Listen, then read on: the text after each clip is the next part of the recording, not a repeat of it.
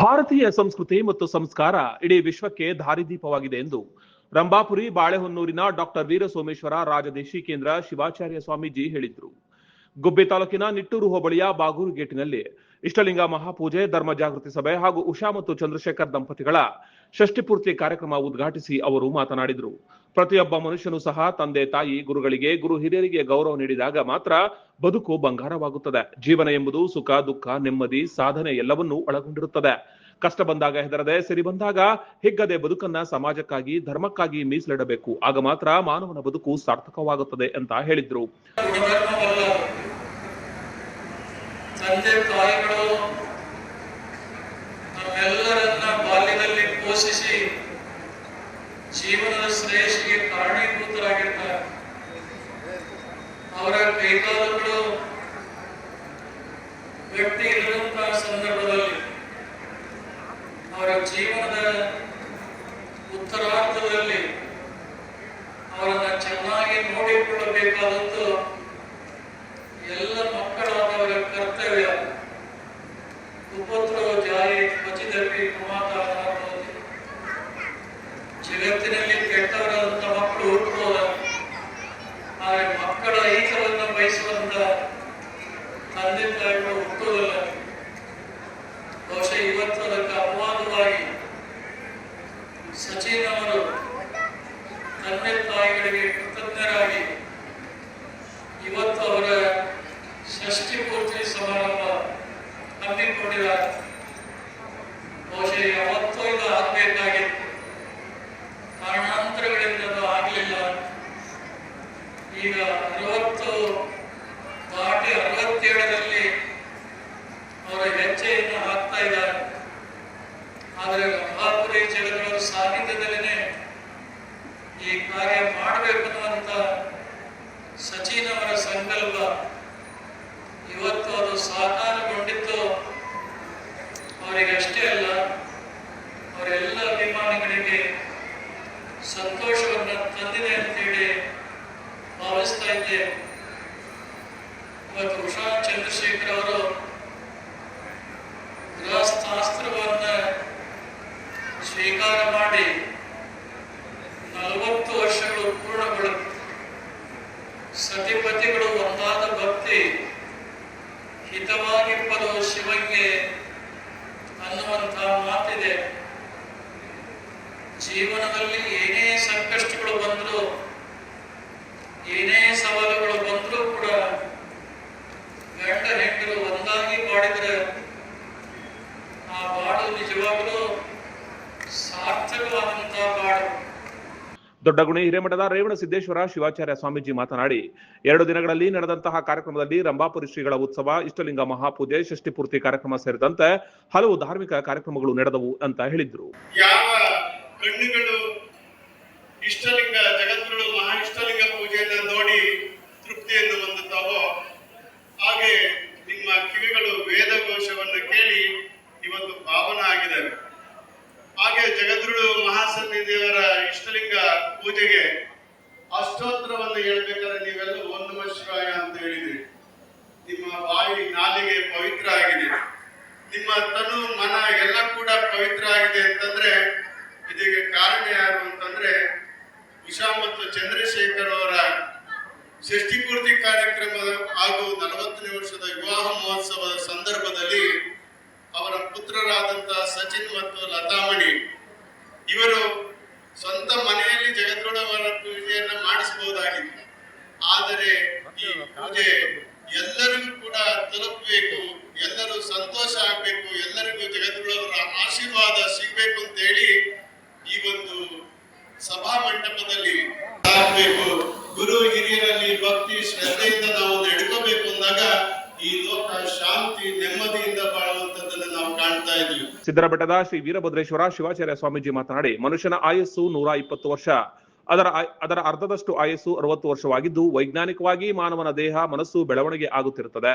60ರ ಷಷ್ಠಿಪೂರ್ತಿ ಎಂದರೆ ಬಹಳ ವಿಶೇಷವಾಗಿದೆ ಅಂತ ಹೇಳಿದ್ರು. ಭಾರತೀಯ ಸಂಸ್ಕೃತಿಯಲ್ಲಿ ಚಿಂತನೆ ಮಾಡಿದ್ರೆ 60 ವರ್ಷ ಕಳೆದ ಮೇಲೆ ಮನಸ್ಸಿನ ಮೇಲೆ ಯಾವುದೇ ಒತ್ತಡ ಇರಬಾರದು ಅನ್ನುವ ಕಾರಣಕ್ಕಾಗಿ 4 ಆಶ್ರಮಗಳಲ್ಲಿ 3ನೇ ಆಶ್ರಮವನ್ನ ವಾನಪ್ರಸ್ಥಾಶ್ರಮ ಅಂತ ಮಾಡಿದರು. ವನ ಪ್ಲಸ್ ಪ್ರಸ್ಥ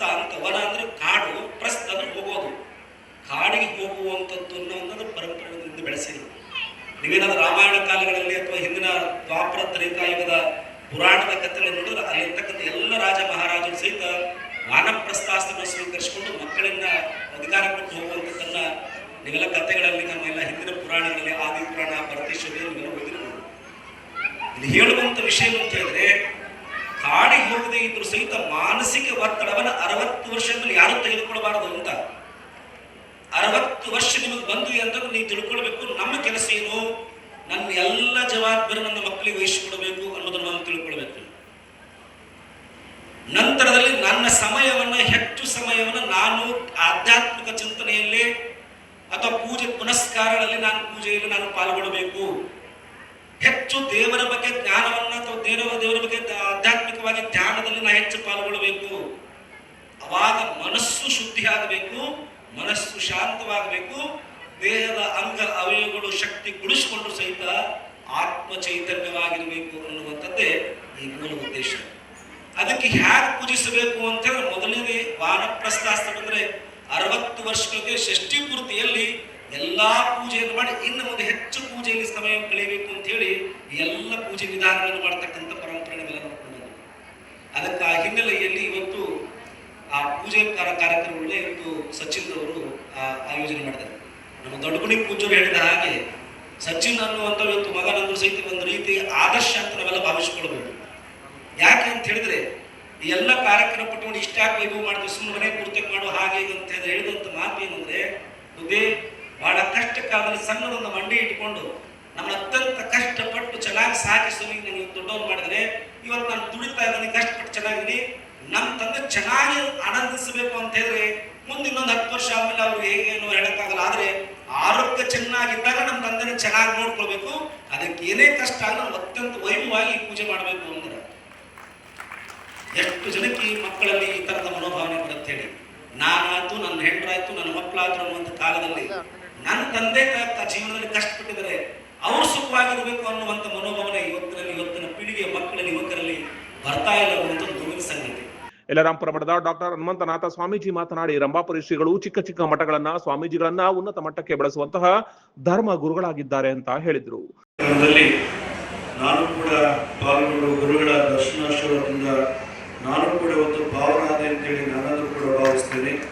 ಬಹಳ ವಿಶೇಷವಾಗಿ ಜಗದ್ಗುರುಗಳು ಮಹಾಸನ್ನಿಧಿಯವರು ನಮ್ಮ ಮೇಲೆ ಬಹಳ ವಿಶೇಷವಾದ ಪ್ರೀತಿಯನ್ನ ನಮ್ಮ ಮೇಲೆ ಎಲ್ಲೇ ಇದ್ರೂ ಎಂಥ ಸಂದರ್ಭದಲ್ಲೂ ಕೂಡ ಒಬ್ಬ ತಾಯಿ ಅಂತಃಕರಣದ ರೀತಿಯಲ್ಲಿ ಗುರುಗಳು ಎಂಥ ಸಂದರ್ಭದಲ್ಲಿ ಕೂಡ ಕರೆದು ಆಶೀರ್ವಾದ ಮಾಡಿ ನಮ್ಮಂಥವರು ವಿದ್ಯೆಗಳು ಸಣ್ಣವರು ಬೆಳಿಬೇಕಾಗುವಂಥ ಉದಾರವಾದ ಮನವಂತ ಗುರುಗಳು ಇವತ್ತು ತುಮಕೂರು ಜಿಲ್ಲೆ ಗುಬ್ಬಿನಕಾರಿ ಭಾಗಕ್ಕೆ ನಿಟ್ಟೂರಿಗೆ ಬಂದು ಚಂದ್ರಶೇಖರ್ ಅವರ ಷಷ್ಠಿ ಪೂರ್ತಿ ಕಾರ್ಯಕ್ರಮ, 40ನೇ ವರ್ಷದ ವಿವಾಹ ವಾರ್ಷಿಕೋತ್ಸವ ಕಾರ್ಯಕ್ರಮ, ವಿಶೇಷವಾಗಿ ಮತ್ತೇನು ಸಚಿನ್ ಅವರೊಂದು ಟ್ರಸ್ಟ್ ಅನ್ನು ಸ್ಥಾಪನೆ ಮಾಡ್ತಿದ್ರೆ ಅದನ್ನ ಜಗದ್ಗುರು ಮುಖಾಂತರ ಅದನ್ನು ಲೋಕಾರ್ಪಣೆ ಮಾಡ್ತಕ್ಕಂಥದ್ದು ಇವತ್ತು ಸುದೈವ ಅಂತೇಳಿ ನಾವಾದ್ರೂ ಕೂಡ ಭಾವಿಸ್ತೇವೆ.